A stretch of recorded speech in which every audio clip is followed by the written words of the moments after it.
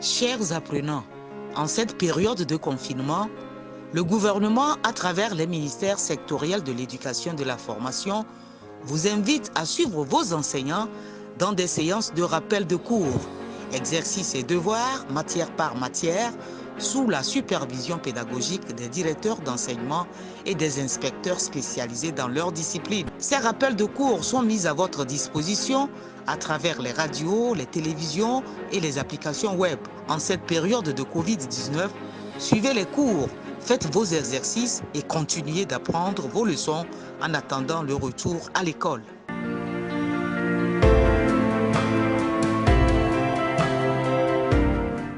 Bonjour chers élèves, je m'appelle Essor Tahama, professeur de philosophie au lycée Bès-Plage. Aujourd'hui, nous allons aborder la révision sur la méthodologie de la dissertation philosophique. Et nous tous, nous savons que l'épreuve de philosophie, pour la réussir, il faut un chemin, c'est-à-dire un ensemble de règles qui permettent à l'élève ou au candidat de pouvoir disserter sur un sujet.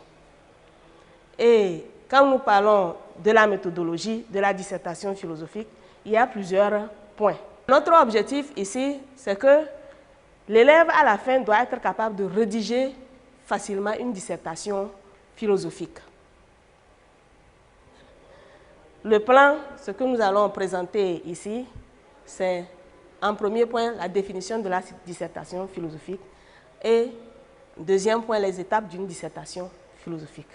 Qu'est-ce que nous entendons par la dissertation philosophique? Avant toute chose, il faut être capable de la définir.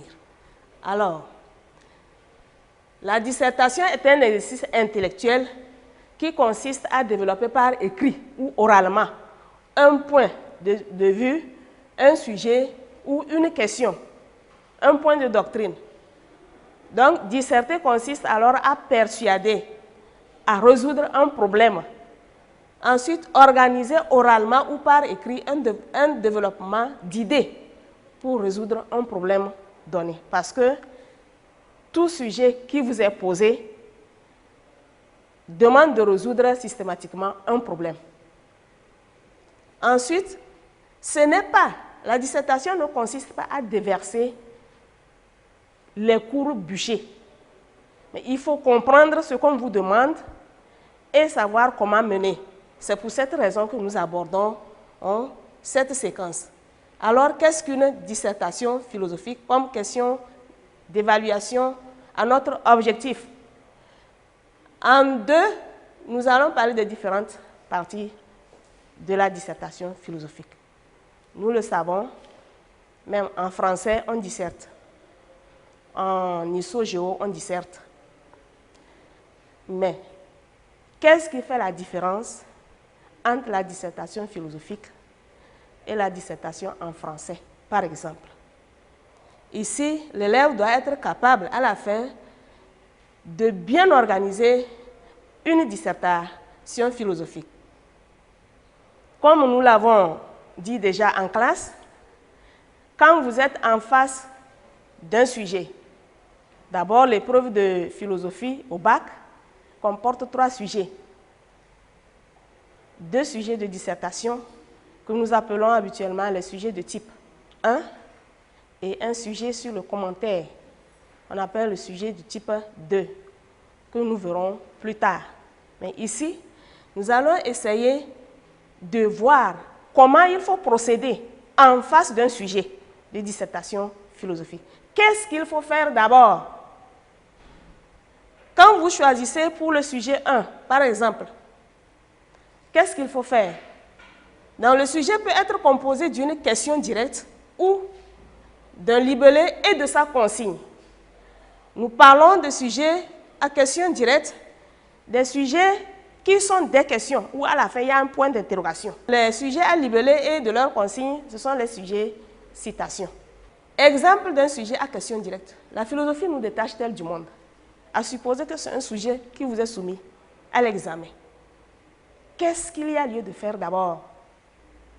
La première étape, que nous appelons le travail préliminaire, consiste à identifier ou bien à repérer les concepts clés dans le sujet. Donc, ce repérage permet au candidat de saisir les contours ou bien le sens ou la signification de ces concepts en les définissant. La définition doit être contextuelle. Et dans notre sujet ici, quels sont les mots ou les concepts qui nous semblent étrangers? Nous connaissons déjà la définition de la philosophie. Les mots qui nous semblent étrangers à identifier ici, c'est détache, monde.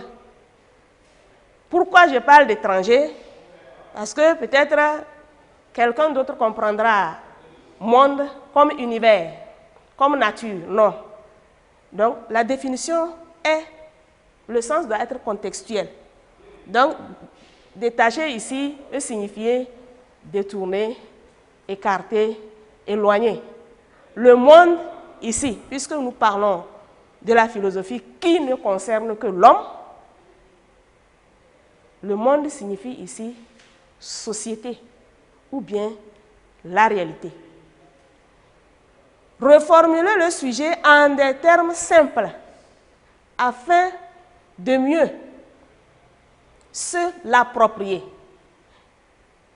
La reformulation rend le sujet plus accessible, plus compréhensible.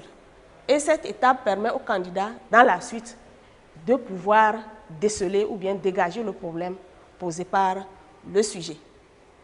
Et quel problème notre sujet peut poser ici?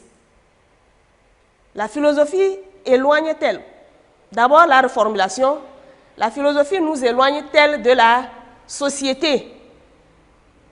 Ensuite, dégager le problème. C'est quoi le problème? C'est ce dont parle le sujet, ce sur quoi porte le sujet. Donc, en posant la question de quoi s'agit-il dans notre sujet, il faut répondre par notre sujet ici pose le problème du rapport entre la philosophie et la société. Quel est le lien que la philosophie peut entretenir avec la société ou la réalité? Sur ce problème, il faut dégager les sous-entendus, les présupposés ou bien les enjeux de la question. Et c'est ce que nous appelons par la problématique.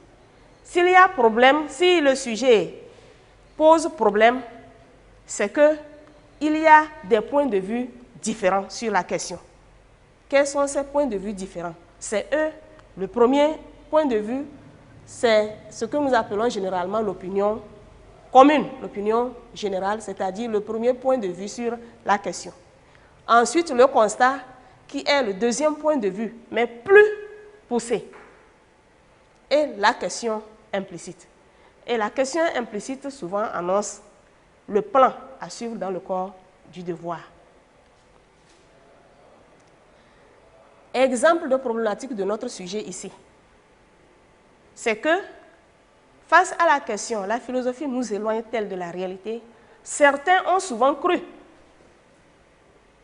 que la philosophie est une discipline vaine qui écarte l'homme de la réalité, qui n'engage en rien le philosophe.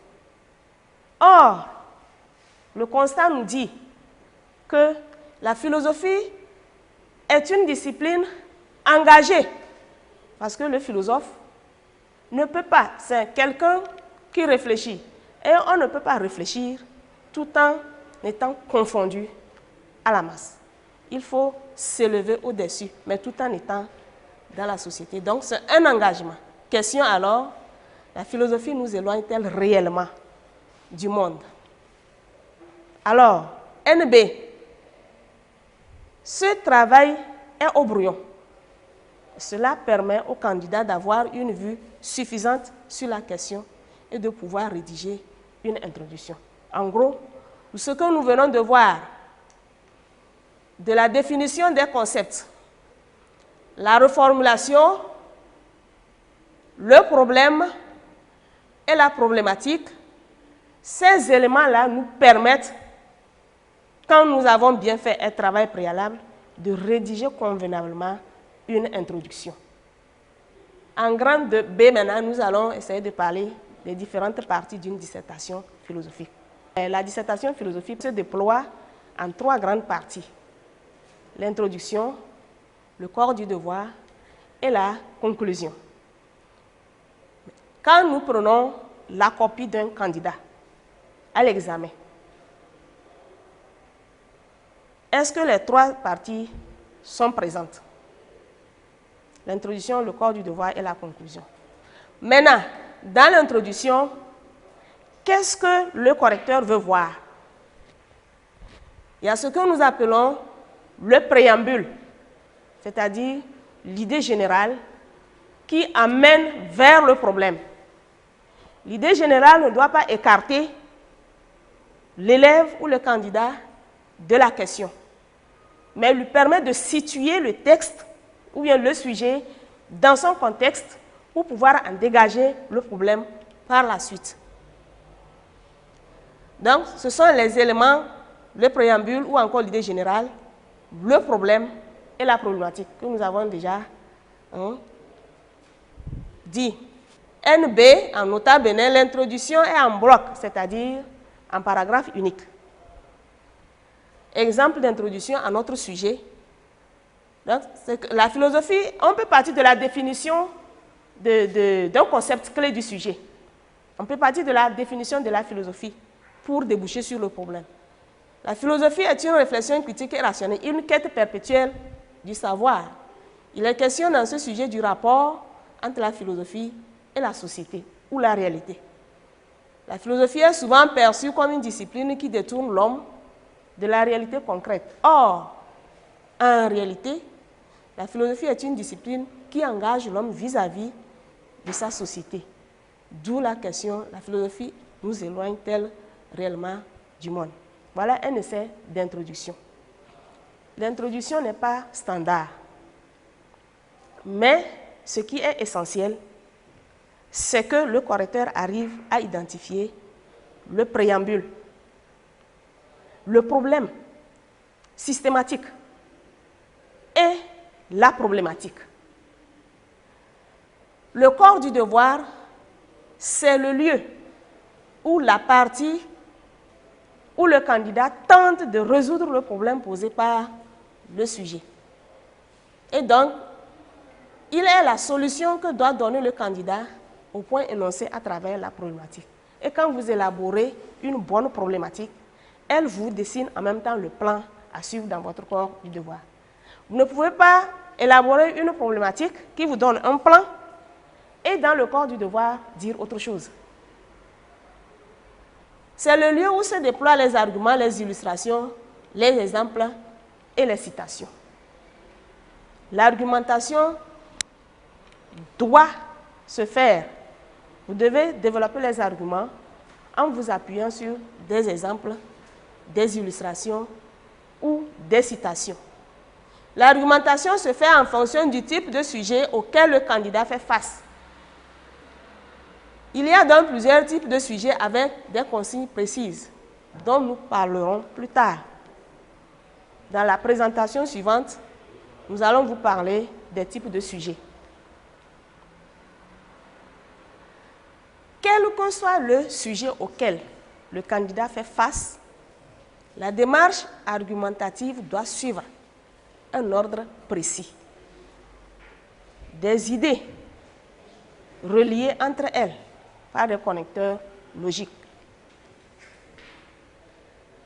Et les parties reliées entre elles par des phrases de transition. Un paragraphe est le développement d'une idée énoncée, justifiée et illustrée. La notion de paragraphe est très importante. On ne prend pas un corps du devoir d'une dissertation philosophique. On commence de la première ligne jusqu'à la dernière ligne en bloc. Ça ne se fait pas. En cela, le correcteur ne peut pas distinguer les différentes articulations de votre corps du devoir. Un sujet ne peut pas poser une seule idée. C'est parce que justement il y a problème qu'on vous demande de le résoudre. Et dans un problème, il y a des positions. Exemple de paragraphe de notre sujet. C'est un exemple d'une partie, des paragraphes d'une partie.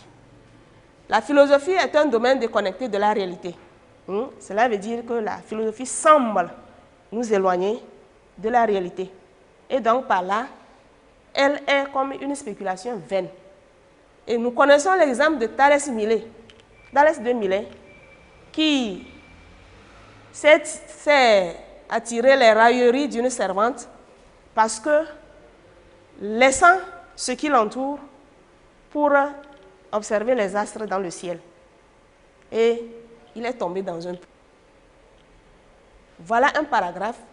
Et dans ce plan-ci, le paragraphe est marqué par un tiret. Le deuxième paragraphe, c'est que la philosophie est un ensemble de théories, un domaine où l'on se livre à des spéculations. Ainsi, le kantisme, par exemple, c'est la doctrine de Kant, n'est rien d'autre que l'expression des vues générales et théoriques. C'est le cas de la théorie sur l'espace et le temps. Le cas de la morale rigoriste de Kant.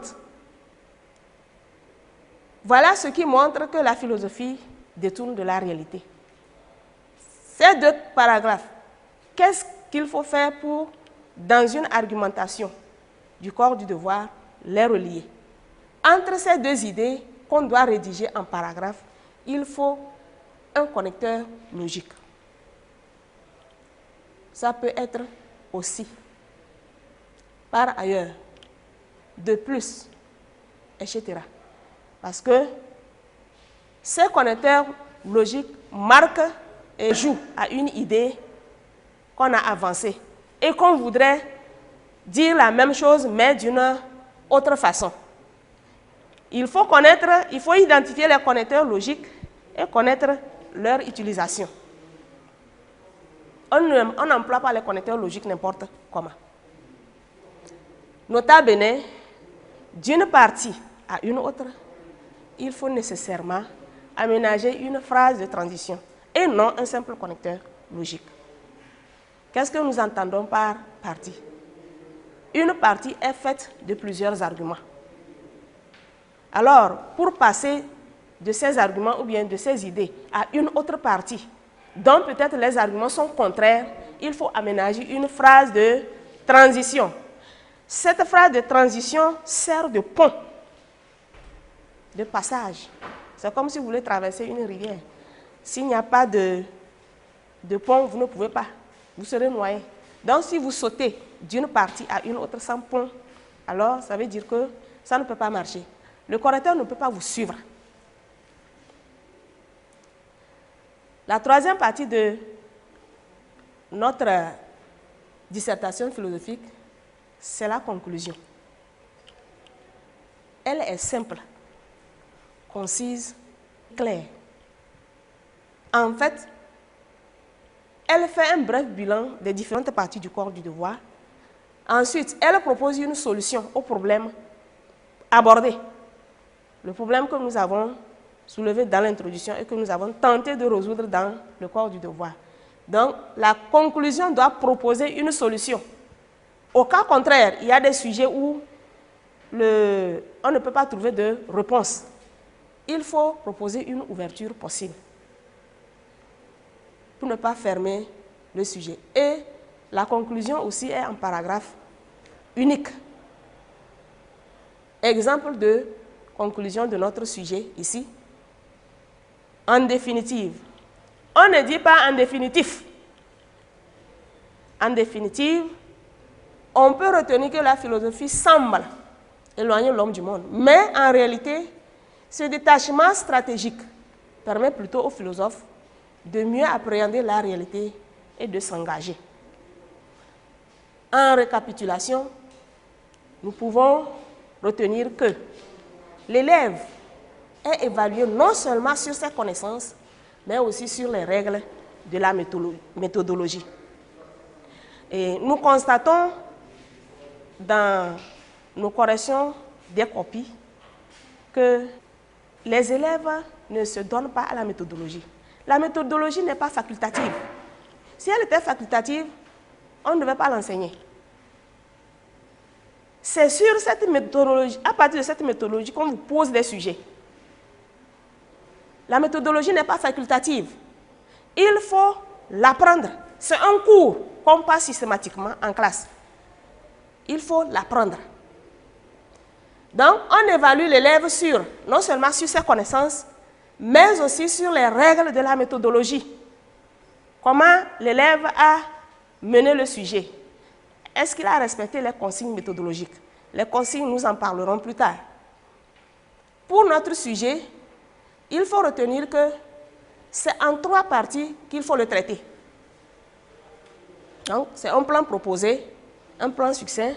Donc, en grand A, il faut montrer que la philosophie semble détourner l'homme de la réalité. Et c'est une partie que vous devez développer en argument, en paragraphe. La deuxième partie, la philosophie comme un domaine socialement engagé.